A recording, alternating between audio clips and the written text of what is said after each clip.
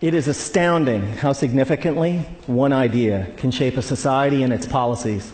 Consider this one. If taxes on the rich go up, job creation will go down. This idea is an article of faith for Republicans and seldom challenged by Democrats, and has indeed shaped much of the economic landscape. But sometimes the ideas that we are certain are true are dead wrong. Consider that for thousands of years, humans believed that the Earth was the center of the universe. It's not, and an astronomer who still believed that it was would do some pretty terrible astronomy. Likewise, a policymaker who believes that the rich are job creators and therefore should not be taxed will do equally terrible policy. I have started or helped start dozens of companies and initially hired lots of people. But if there was no one around who could afford to buy what we had to sell, all those companies and all those jobs would have evaporated. That's why I can say with confidence that rich people don't create jobs, nor do businesses large or small. Jobs are a consequence of a circle of life-like feedback loop between customers and businesses. And only consumers can set in motion this virtuous cycle of increasing demand and hiring. In this sense, an ordinary consumer is more of a job creator than a capitalist like me. That's why when business people take credit for creating jobs, it's a little bit like squirrels taking credit for creating evolution. It's actually the other way around. Anyone who's ever run a business knows that hiring more people is a course of last resort for capitalists. It's what we do if and only if rising consumer demand requires it. And in this sense, calling ourselves job creators isn't just inaccurate, it's disingenuous.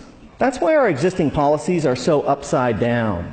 When the biggest tax exemptions and the lowest tax rates benefit the richest, all in the name of job creation, all that happens is that the rich get richer. Since 1980, the share of income for the top 1% of Americans has more than tripled, while our effective tax rates have gone down by 50%. If it was true that lower taxes for the rich and more wealth for the wealthy led to job creation, today we would be drowning in jobs. And thank you. And yet unemployment and underemployment is at record highs. Another reason that this idea is so wrong-headed is that there can never be enough super rich people to power a great economy. Somebody like me makes hundreds or thousands of times as much as the median American, but I don't buy hundreds or thousands of times as much stuff. My family owns 3 cars, not 3,000. I buy a few pairs of pants and shirts a year like most American men. Occasionally we go out to eat with friends. I can't buy enough of anything to make up for the fact that millions of unemployed and underemployed Americans can't buy any new cars, any clothes, or enjoy any meals out. Nor can I make up for the falling consumption of the vast majority of middle-class families that are barely squeaking by, buried by spiraling costs and trapped by stagnant or declining wages. Here's an incredible fact, that if the typical American family still retained the same share of income that they did in 1970, they'd earn like $45,000 more a year. Imagine what our economy would be like if that were the case. Significant privileges have come to people like me, capitalists, for being perceived as job creators at the center of the economic universe, and the language and metaphors we use to defend the current economic and social arrangements is telling. It's a small jump from job creator to the creator. This language obviously wasn't, this language was not chosen by accident. And it's only honest to admit that when somebody like me calls themselves a job creator, we're not just describing how the economy works, but more particularly, we're making a claim on status and privileges that we deserve. Speaking of special privileges, the extraordinary differential between the 15% tax rate that capitalists pay on carried interest, dividends, and capital gains, and the 35% top marginal rate on work that ordinary Americans pay, is kind of hard to justify without a touch of deification.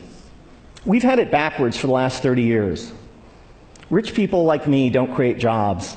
Jobs are a consequence of an ecosystemic feedback loop between customers and businesses. And when the middle class thrives, businesses grow and hire, and owners profit. That's why taxing the rich to pay for investments that benefit all. Such a fantastic deal for the middle class and the rich. So, ladies and gentlemen, here's an idea worth spreading.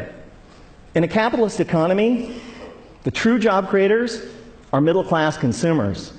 And taxing the rich to make investments that make the middle class grow and thrive is the single shrewdest thing we can do for the middle class, for the poor, and for the rich. Thank you.